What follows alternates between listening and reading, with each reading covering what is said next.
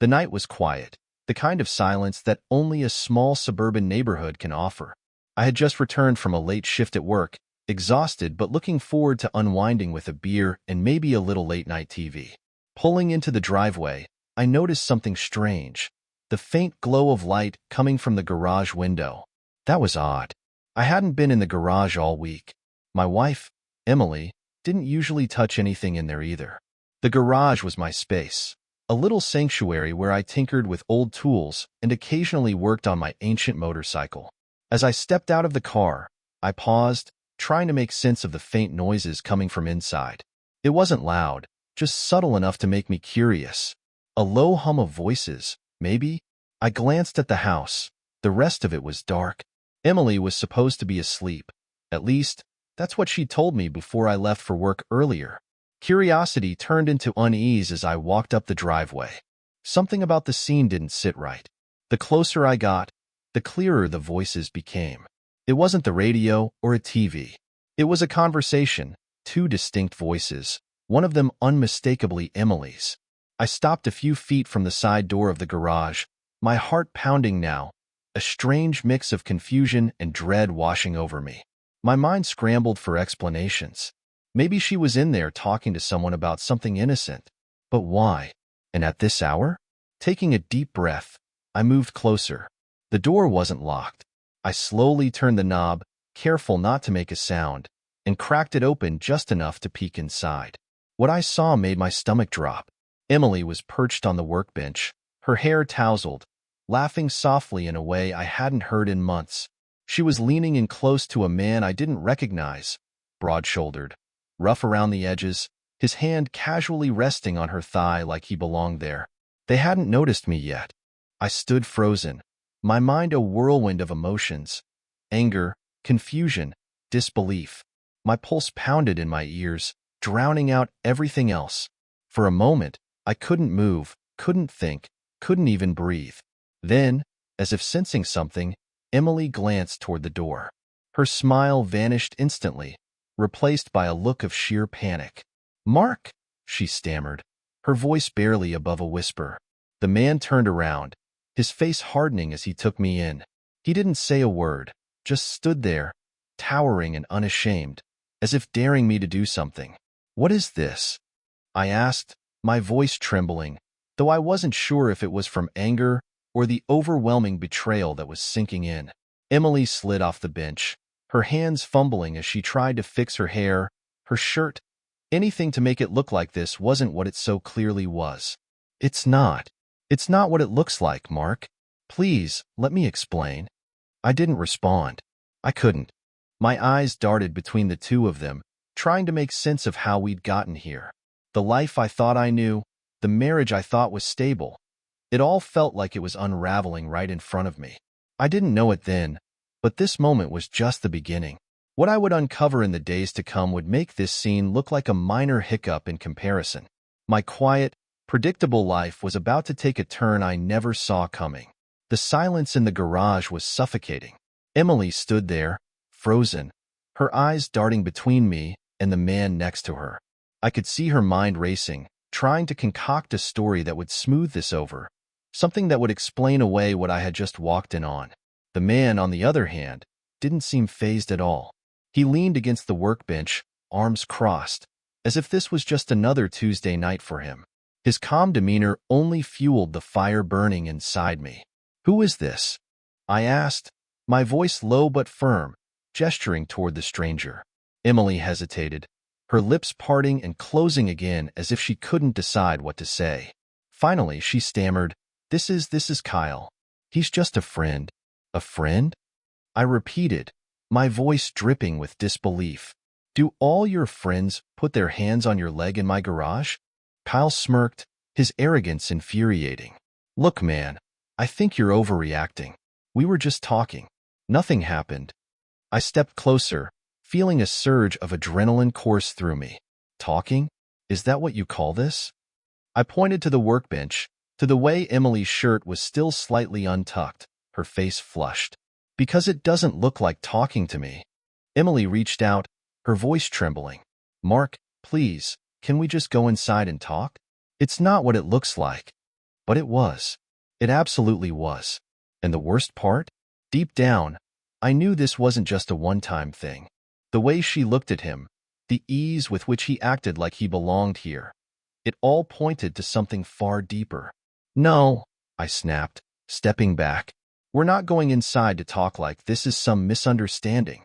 You're going to tell me, right here, right now, what the hell is going on. Kyle chuckled, shaking his head. Man, I don't need this drama. I'm out. He pushed past me, heading for the garage door. Don't you dare walk away, I shouted, my voice echoing off the walls. You owe me an explanation too. He paused, turning back with an infuriating smirk. I don't owe you anything. You should ask your wife why she keeps texting me. With that, he walked out, leaving the door swinging shut behind him. The silence that followed was deafening. I turned back to Emily, who was now on the verge of tears. How long? I asked, my voice barely above a whisper. She looked at the floor, her shoulders slumping. It's not what you think, she said again, her voice cracking. Then what is it, Emily? Because from where I'm standing, it looks like my wife has been sneaking around with some random guy in our garage. So, please enlighten me. She finally met my eyes, and for a moment, I saw something I hadn't seen in years. Fear. Not the kind of fear you feel when you're in danger, but the kind you feel when you know the truth is about to rip everything apart. It's complicated, she started, but I cut her off. Complicated? Are you serious right now? You think you can stand here and call this complicated like it's some kind of math problem? No, Emily. It's simple. Either you've been cheating on me, or you haven't. Which is it? Her silence was answer enough. I felt like the ground had been ripped out from under me. 8 years of marriage, countless memories, the life we'd built together. It all felt like a lie now. I wanted to yell, to scream, to demand answers, but all I could do was stand there, staring at the woman I thought I knew, wondering how everything had gone so wrong. Finally, I broke the silence. I'm going inside. When I come back, I expect the truth. All of it. No more lies. Without waiting for her response, I turned and walked back to the house, my chest tight, my head spinning. As I stepped into the kitchen, I saw my phone on the counter. A new message notification blinked on the screen. It was from Carl, my neighbor. Mark, there's something you need to see. Check your email. I opened the message, my fingers trembling, and what I saw made my blood run cold. Standing in the kitchen, I stared at my phone for what felt like an eternity. My neighbor Carl's message sat there, almost taunting me. Mark, there's something you need to see. Check your email. My heart pounded as I opened my laptop, my hands trembling as I typed in my password. Why would Carl, the quiet, reserved guy next door, get involved in this mess? And what could he possibly have sent me? I felt a mix of dread and desperation as I opened my email. There it was, a single message from Carl with the subject line, "You deserve to know." Inside the email was a short note. Mark, I didn't want to get involved, but I've seen enough to know you need the truth. Attached is footage from my security cameras. You'll understand when you watch it. I clicked on the attachment, and a video began to load. My stomach churned as I pressed play. The footage was grainy, shot from the side of Carl's house, but it clearly showed my garage. The timestamp was from 2 nights ago, one of the evenings I'd stayed late at work to finish up a project. The video started with Emily standing in the driveway, glancing nervously down the street. Moments later, a car pulled up, and out stepped the same guy I had just seen in the garage tonight, Kyle. I watched in stunned silence as Emily greeted him with a hug that lingered far too long to be innocent. They exchanged a few words, laughing quietly, before slipping into the garage together. Carl's camera didn't capture the inside, but the door shut behind them, and they didn't come out for over an hour. My hands clenched into fists as the video continued. When they finally re-emerged, Emily's hair was disheveled, her cheeks flushed. She gave Kyle a kiss on the cheek before he got into his car and drove off. I paused the video, my mind reeling. It wasn't just tonight. This had been going on for who knows how long. I felt like I was suffocating, the walls of the kitchen closing in around me. Just then, Emily walked into the house, her face pale, her eyes red and puffy. She had been crying, but I didn't care. The sympathy I might have felt for her before was gone. "Mark," she started, her voice trembling. I held up a hand to stop her. "Don't. Just don't. I've seen enough." Her eyes widened. "What do you mean?" I turned the laptop around so she could see the paused frame of her and Kyle hugging in the driveway. Her face went white as she stumbled back a step. "Carl sent me this," I said, my voice cold. "He's been watching, apparently more than I have. How long has this been going on, Emily? And don't you dare lie to me." She opened her mouth, then closed it again, like a fish gasping for air. Finally, she whispered, "A few months." "A few months?" I repeated, the words tasting bitter in my mouth. "While I've been working overtime, trying to keep this house running, trying to make you happy, you've been sneaking around with him in my garage?" Tears streamed down her face, but they didn't move me. "It wasn't like that," she sobbed. "It wasn't serious. It didn't mean anything." I laughed bitterly. "It didn't mean anything?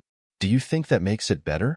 You've been betraying me, lying to me, and now you want me to believe it was meaningless? Do you even hear yourself?"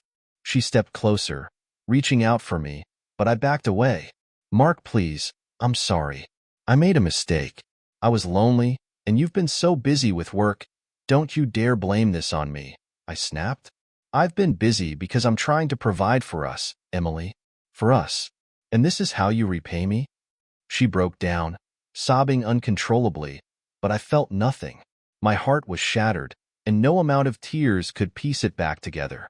"Here's what's going to happen," I said, my voice steady despite the storm raging inside me. "You're going to pack a bag and leave tonight. I don't care where you go, Kyle's place, a hotel, your mother's house, it doesn't matter. But you're not staying here." "Mark, no, please," she begged, dropping to her knees. "We can fix this. We can go to counseling, talk to someone, anything. Please don't give up on us." "There is no us," I said, my voice hollow. "Not anymore." I turned and walked out of the room, leaving her sobbing on the kitchen floor. I didn't know what the future held, but one thing was certain. The life I thought I had was gone, and there was no going back. I sat in the living room, staring blankly at the dark TV screen, my mind replaying the events of the evening on an endless loop. Emily's sobs echoed faintly from the kitchen, but I couldn't bring myself to feel anything other than a deep, hollow numbness. The person I had shared 8 years of my life with, the woman I thought I knew better than anyone, had shattered everything we built together in the most careless way imaginable. After what felt like hours, I heard Emily shuffling through the house. I assumed she was packing her things, as I'd told her to do. But when she walked into the living room, I realized she wasn't going to let this end quietly. She had her phone in her hand, her tear-streaked face twisted in desperation. "Mark," she pleaded, her voice trembling, "please, let's talk. Just 5 minutes. That's all I'm asking." I looked at her, the anger bubbling back to the surface. "Talk about what, Emily? About how you lied to me? About how you brought him into my garage? What's left to say?" She hesitated, her grip tightening on her phone. "You don't understand.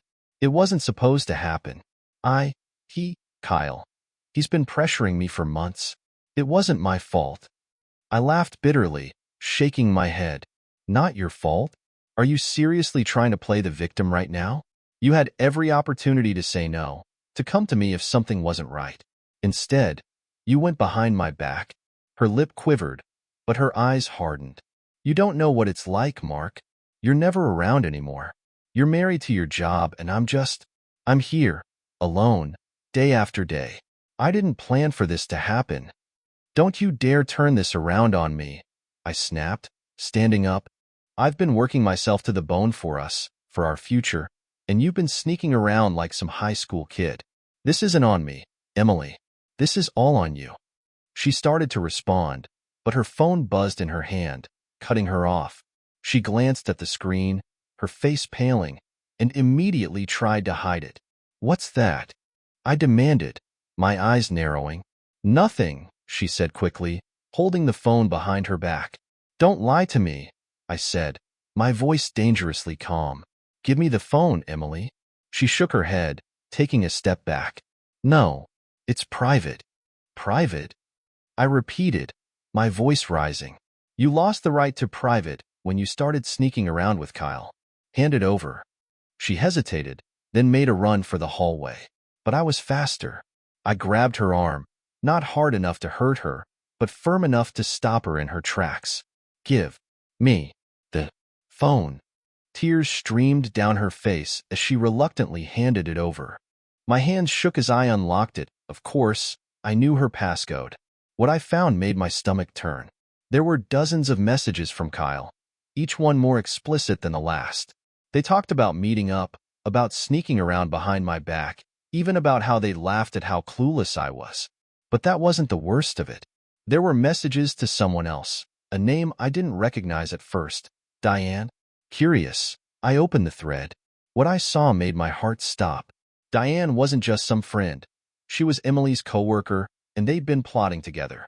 The messages revealed that Diane had been covering for Emily at work, lying to their boss about fake business trips that Emily and Kyle had taken together. I felt sick to my stomach. Emily, I said, my voice low and dangerous, you've been lying to me for months.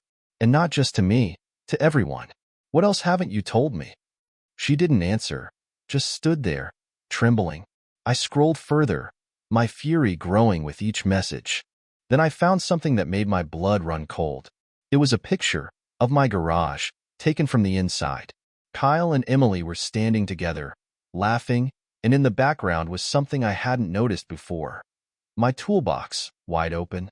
What is this? I asked, shoving the phone in her face. She glanced at it, her eyes widening in panic. Mark, I can explain. Explain what? I demanded. Why is my toolbox open? What the hell were you doing in there? She opened her mouth, but no sound came out. That was when I noticed the safe in the background of the picture, the small one I kept hidden under the workbench. Without another word, I stormed into the garage, my heart pounding in my chest. Emily followed, begging me to stop, but I ignored her. When I reached the safe, my worst fears were confirmed. It was empty. The cash I had been saving for months. Money meant for our dream vacation, for a new car, for emergencies. It was all gone. I turned to Emily, my vision blurred with rage. Where is it? I demanded. She backed away, her hands up in surrender. Mark, please, I didn't mean. Kyle needed it, and I thought. You thought? I roared. You thought it was okay to steal from me? From us? Her silence was answer enough.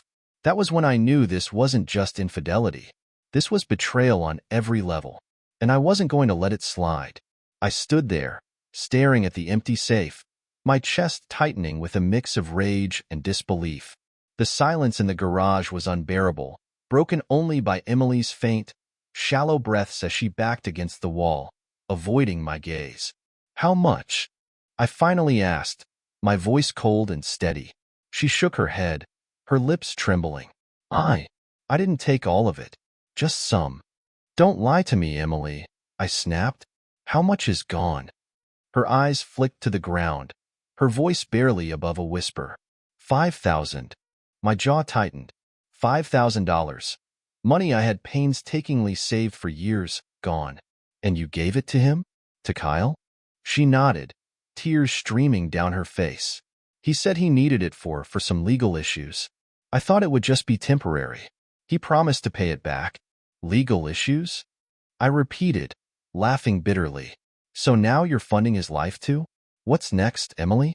Were you planning to hand him the house keys while you were at it? It wasn't like that, she sobbed. I thought, you didn't think, I interrupted. You didn't think about me, about us, about everything I've done to keep this family afloat. You threw it all away for him. She slid to the floor, burying her face in her hands. I wanted to feel something, anger, sorrow, anything, but all I felt was an empty, aching void. And then it hit me. If she'd gone this far, how could I trust that this was the end of it? What else had she done? Give me your phone, I demanded. She looked up, startled. Mark, please, now, I barked. Reluctantly, she slid the phone across the floor. I picked it up and scrolled through her messages again, this time digging deeper. What I found made my blood run cold. There were more transactions, more withdrawals from our joint account that I hadn't noticed. Small amounts at first, then larger ones. Thousands of dollars funneled into accounts I didn't recognize. "You've been stealing from me this whole time," I said, my voice trembling. "How long has this been going on?" "Just a few months," she whispered. "I didn't mean for it to get this far." I laughed bitterly. "You didn't mean for it to get this far? Emily, you've lied, cheated, and stolen from me. What part of this wasn't deliberate?" She reached for me, her voice desperate. "Mark, I made a mistake. Please, we can fix this. I'll get the money back. I'll cut ties with Kyle. Just give me a chance." I stepped back, shaking my head. "A chance? You've had plenty of chances, Emily, and you chose to betray me every single time." Her sobs grew louder, but I didn't care. My mind was already racing, thinking of what to do next. This wasn't just a betrayal. It was theft, manipulation, and deceit on a scale I never thought possible. As I walked back into the house, leaving her crumpled on the garage floor, my phone buzzed. It was another message from Carl. "Mark, I didn't want to alarm you earlier, but I saw something else. Kyle's been at your house when you're not home. Check your cameras." A chill ran down my spine. I rushed to my home office and opened the security camera app on my computer. As I scrolled through the footage, my heart sank further. There he was, Kyle, coming and going from my house like he owned the place. Sometimes he'd park down the street, sneaking in through the back door. Other times, he'd boldly stroll in through the front, Emily greeting him with a smile and a kiss. My fists clenched as I watched them, my mind swirling with rage and disbelief. This wasn't just infidelity. It was an invasion of my home, my sanctuary. I knew one thing for sure. This wasn't over. Not by a long shot. The footage on my screen played out like a twisted nightmare. Kyle strolling into my home, making himself comfortable, sitting on my couch, drinking from my coffee mugs. Each clip felt like a stab to the chest, but the worst one was from just a week ago. It showed Kyle in the kitchen, laughing with Emily as they cooked together. He was wearing one of my shirts. My shirt. I slammed the laptop shut, unable to watch anymore. Emily was still in the garage, her muffled sobs faintly audible through the walls. I couldn't face her right now. The betrayal wasn't just emotional. It had seeped into every corner of my life, poisoning even the most mundane things. My mind raced with questions. How long had this been going on? How many lies had she told? And most importantly, what was I going to do about it? Carl's text echoed in my head. "Kyle's been at your house when you're not home. Check your cameras." What else had Carl seen? I grabbed my phone and dialed his number. He picked up on the first ring. "Mark, I was wondering if you'd call." "Carl," I said, my voice tight, "how much do you know? Don't hold back." There was a pause, and I could almost hear him deciding how much to say. Finally, he sighed. "I wasn't sure if I should get involved, but I've seen Kyle coming around your place for months. At first, I thought he was a relative or a coworker, but then I noticed the way he and Emily acted when they thought no one was looking. It wasn't right. Why didn't you tell me sooner?" I asked, though I wasn't sure if I was angry or just desperate for answers. "I didn't know how, Mark," Carl admitted.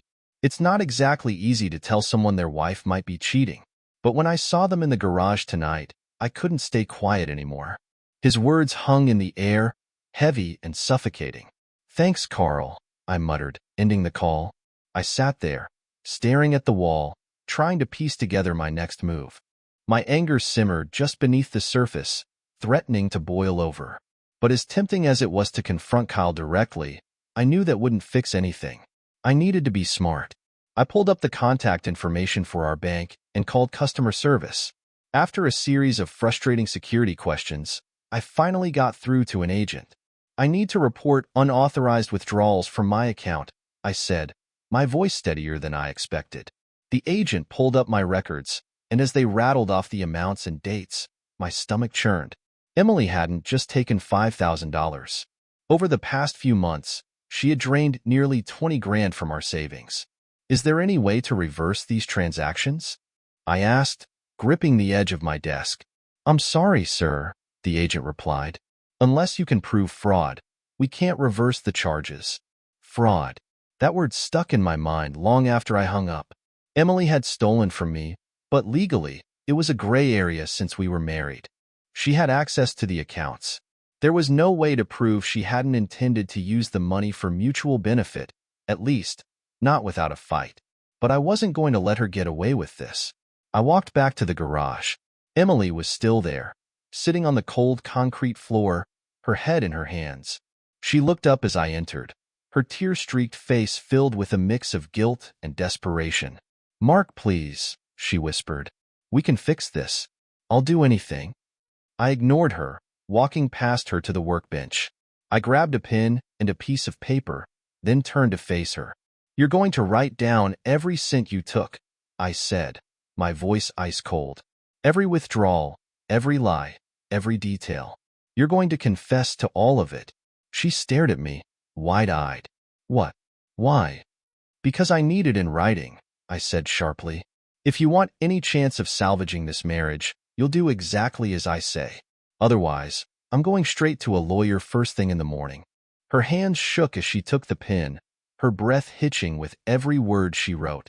I watched her closely, my anger simmering as she scribbled out her confession. When she was done, she handed me the paper, her eyes pleading. "I'm sorry, Mark," she whispered. "I don't know what else to say." I looked at the paper, then back at her. "This doesn't fix anything, Emily. It's just a start." She nodded, tears streaming down her face. "What happens now?" I didn't answer. I didn't know yet. But one thing was certain. This wasn't over. Emily sat in silence as I folded the paper and tucked it into my pocket. The weight of her confession didn't lighten my anger. It only made it sharper. I didn't respond to her apology. Words wouldn't undo the damage she had caused. I turned and walked out of the garage, leaving her there. I needed air, space, and time to think. Outside, the crisp night air hit my face, but it didn't cool the fire burning inside me. I paced up and down the driveway, my mind running through every possible scenario. What was my next move? I had her confession, but would it be enough? Did I even want to fight for this marriage anymore? After a few minutes, I took out my phone and called Carl again. He picked up immediately. "Mark, everything okay?" "Carl," I said, trying to keep my voice steady, "you said you saw Kyle coming to my house. Do you have any more footage?" "I do," he replied. "I didn't want to send it all at once. It felt like too much. But if you want it, I'll share everything I've got." "I need it," I said firmly. "Send it now." A few moments later, my phone buzzed. It was another email from Carl, this time with multiple video clips. I opened the first one, my stomach churning as I watched Kyle stroll into my house during the day, when I should have been at work. The next clip was worse. It showed him leaving late at night, adjusting his shirt as he walked to his car. Each clip was like a dagger to the heart. This wasn't a fling or a mistake. This was a pattern, a deliberate betrayal that had been going on for far longer than Emily had admitted. I couldn't hold it in anymore. I stormed back into the garage, where Emily was still sitting, her face buried in her hands. "Explain this," I demanded, shoving the phone in front of her face. She looked up, her eyes red and swollen. When she saw the footage, her face went pale. "Mark, I didn't know Carl was recording. That's your response?" I snapped. "You're worried about getting caught, not about what you've done?" "I was scared," she whispered. "I didn't know how to stop it. Kyle, he pressured me." "Stop blaming him." I cut her off. "You made these choices. You let this happen. Don't try to pin this on anyone else." She broke down again, but I couldn't bring myself to care. I walked out of the garage and locked the door behind me. For the first time that night, I felt a sense of clarity. This marriage was over. I stood outside the garage, gripping my phone so tightly my knuckles turned white. The truth was out. The marriage was done. There was no fixing this. Emily banged on the garage door from the inside. "Mark, please. Let's talk." I ignored her and walked back into the house. I had heard enough lies for one lifetime. I sat at the kitchen table, staring at the confession she had written, her words scribbled in shaky handwriting. Every dollar she had taken, every lie she had told, it was all there. I pulled up my banking app and transferred every remaining dollar into a new account under my name alone. Then, I opened a separate app, one she didn't know I had. A private investigator. Weeks ago, I had suspected something was wrong, but I had brushed it off as paranoia. Now, I wished I had acted sooner. I typed out a simple message. I need proof of an affair. I need it fast. Within minutes, I got a reply. I can get you what you need. Give me 24 hours. Good. I heard the garage door creak open. Emily must have found the spare key. I stayed seated, waiting. A few seconds later, she stepped into the kitchen, her eyes swollen from crying. "Mark," she whispered, "I know you're angry, but please, I never wanted to hurt you." I looked at her, completely numb. "You didn't just hurt me, Emily. You destroyed everything." She wiped her face, taking a shaky breath. "I'll do anything. I'll end things with Kyle. I'll pay you back. I'll even go to counseling. Just don't leave me." I laughed bitterly. "You don't get to make demands anymore." She flinched. "So what now?" I stood up, folding her confession neatly and slipping it into my pocket. "Now, I file for divorce. And when Kyle's done using you, you'll have nothing left." Her mouth opened, but no words came out. For once, she had nothing to say. I grabbed my keys and walked out the door, leaving her behind. I didn't know where I was going, but I knew one thing for sure. Wherever it was, it would be far away from her.